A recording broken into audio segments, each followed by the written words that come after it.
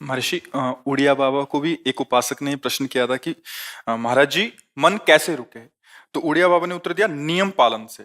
यदि हम नियम पर दृढ़ रहें तो मन हमारा क्या कर सकता है? नियम तो परमात्मा देखता है। हम लोग नियम पर दृढ़ नहीं रहते, इसी से हमारे देश की दुर्दशा है। संध्या वंदन तक का नियम जाता रहा है। भजन करने के लिए नियम की बड़ी आवश्यकता। हाँ, बड़े नियम की आवश्यकता है। तो जैसे प्रातः काल से सायंकाल तक की हर व्यक्ति की अपनी एक दिनचर्या होनी चाहिए।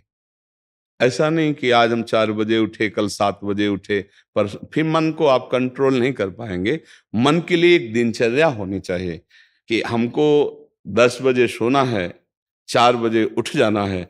तो फिर 4 से 4:15 नहीं होना चाहिए, 4 बजे उठ जाना, ऐसा नियम बना ले। और उठ करके हमको थोड़ी देर नाम जप करना है, थोड़ी देर हमें वाणी जी का गायन करना है, थोड़ी देर हमें ध्यान, एक अपनी दिनचर्या। फिर हम अपने संसार के कार्य के नियम, जो संसार के कार्य हैं, उनको भी करते हुए भगवान को समर्पित करें। जैसे जो पद में है, जो आपको राष्ट्र सेवा मिली है, जो आपको समाज सेवा के पद मिले हैं, या आपको जो घर की सेवा के कार्य मिले हैं, उनमें बहुत धर्म पूर्वक आचरण होना चाहिए।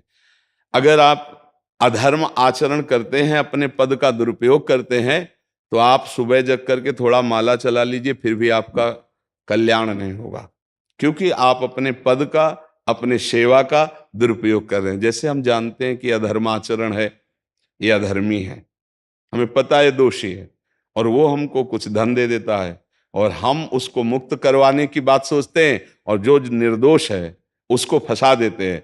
अब तुम चाहे जितना माला चलाने की कोशिश करो या दान पुण्य करो, वो तुम्हारा अधर्म आचरण, वो अधर्म का धन तुम्हें सतमार्ग में नहीं जाने देगा। नियम लेना चाहिए कि जिस पद में है, जिस धर्म में है, जिस कर्तव्य में है, चाहे कुछ भी हो जाए, हम अपने कर्तव्य से विमुख नहीं होंगे। जितना जप महान है, उतने कर्तव्य महान है। दोनों बातें समझना है। जब माला फेरा और इसके बाद बेईमानी, अधर्माचरण, इनका कोई नियम नहीं है कि हमें कैसे चलना है, तो वो माला काम नहीं कर पाएगा, क्योंकि उसका तभी सत्य भाव माना जाएगा माला जपला जब धर्माचरण है। धर्माचरण नियम से। बोले वो बड़े कट्टर नियम वाले हैं, उनको घूस नहीं, आप उनको भयभीत करके नहीं काम करवा सकते, प्रलोभन में काम नहीं करा सकते। ये हमारी गृहस्थी है ना, तो गृहस्थी के पालन के लिए धन चाहिए, और धन के लिए हम धर्म को आगे रखें, धन को नहीं। धर्म को, हमारा कर्तव्य क्या, प्रायः जैसे पूज्य बाबा ने कहा, आज हमारे देश में बहुत दुर्दशा हो रही है। दुर्दशा हो रही, क्यों? क्योंकि सब अपनी जगह से गलत हो रहे हैं।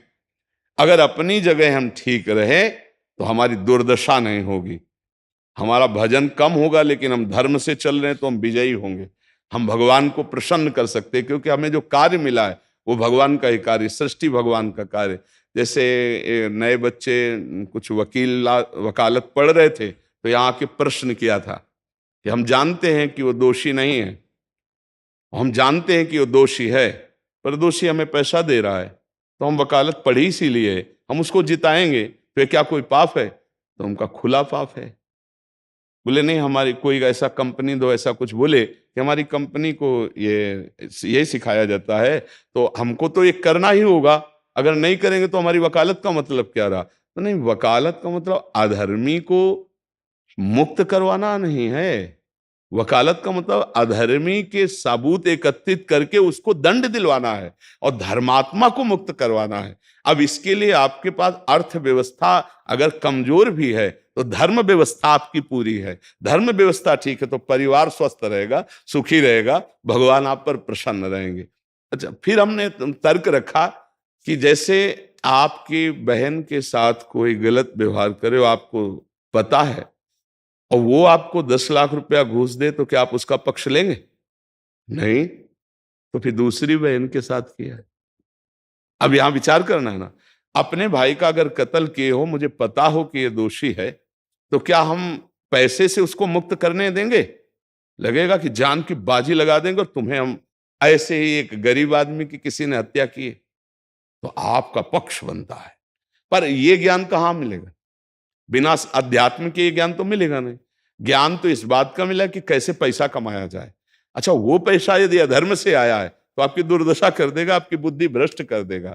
तो जो बाबा कह रहे हैं कि आज हमारे समाज की बड़ी दुर्दशा हो रही, उसका कारण यही है कि हमें अध्यात्म का ज्ञान नहीं, हमें धर्म का ज्ञान नहीं, और बड़ी बड़ी गलतियां हो जाती है। बिल्कुल पता है आदमी निर्दोष है और हम धन के प्रभाव से उसको दंड दे देते हैं। वो दंडा भगवान जब आपको पलट कर देंगे तो आप सह नहीं पाओगे, उसका परिणाम बहुत बुरा होता है। तो इसलिए समाज को चाहिए अपने अपने कर्तव्य का पालन करते हुए एक नियमावली बना ले। जैसे कुछ दुकानों का नियम होता है कि वहां फिक्स रेट होता है, नहीं होता?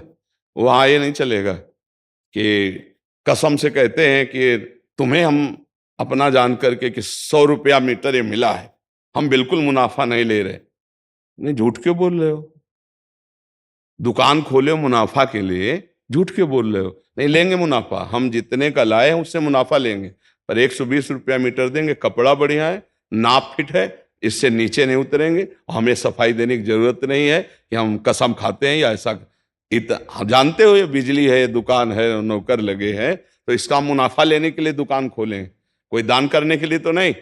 तो सबको पता है मुनाफा लेगा, लेकिन एक फिक्स दाम, उसे 10-20 रुपया का मुनाफा लेकर के हम उसको बेच रहे हैं। लेकिन झूठ क्यों बोले? बोले झूठ के बिना धंधा नहीं चलता। नहीं, ऐसा नहीं है।